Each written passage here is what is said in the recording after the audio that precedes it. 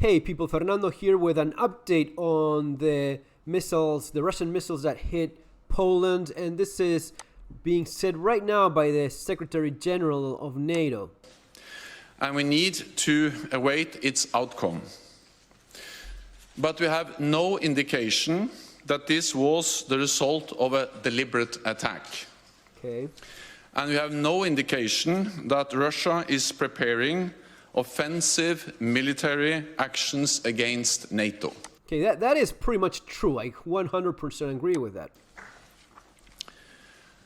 Our preliminary analysis suggests that the incident was likely caused by a Ukrainian air defense missile fired to defend Ukrainian territory against Russian cruise missile attacks. But let me be clear, this is not Ukraine's fault. Russia bears ultimate responsibility as it continues its illegal war against Ukraine. Okay, so you basically have now the... Do I believe them? No, actually no. I mean, it could be. I have no way of knowing one way or the other. I'm leaning more towards that this was just a missile that hit somewhere where it was not intended. I fully agree with him that this was not intended. It was not planned. Russia is not planning on starting a war with NATO. And they probably miscalculated. This has been the largest, guys, this has been the largest attack all over Ukrainian territory since the start of the war. Over 100 missiles fired.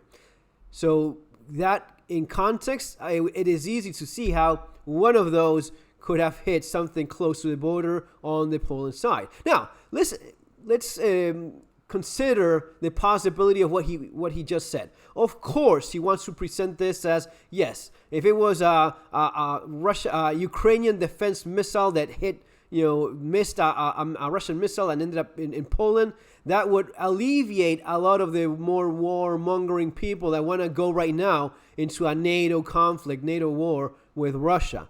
So it would play better in the political game. Do I know if it's one day or another? No, I have no way of knowing that. I'm still pretty much sure that it's more likely to be the case of Russian miscalculation, given that that's what they're pretty much known for all the time, just screwing up and just shooting like maniacs, whatever is within range. So they're known for being dirty and inaccurate in how they've been fighting all along, besides not giving a damn about civilian casualties of any nature, even their own. But listen, let's consider the possibility of what if this was a defense system that missed a target and one of those, or a couple of those or whatever, ended up going over to Poland. It is still to blame, Russia is still to blame for the death of these people. I was just reading someone, it was Ukraine after all. No, it is still Russia. Even if it's a defense system from Ukrainians trying to shoot down an attack from Russia, this is still entirely the responsibility of Russia. Russia is still to blame for this. And this isn't just a random opinion of mine. This is what U.S. law says as well in similar incidents.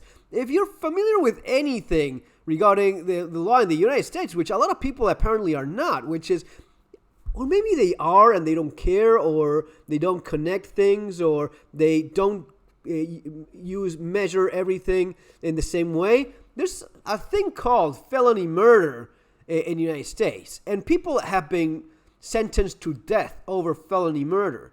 What is felony murder? Well, let's say I'm driving a car, in a home invasion. I'm staying in a car, committing a crime, and my accomplice goes into the house. The homeowner shoots my accomplice.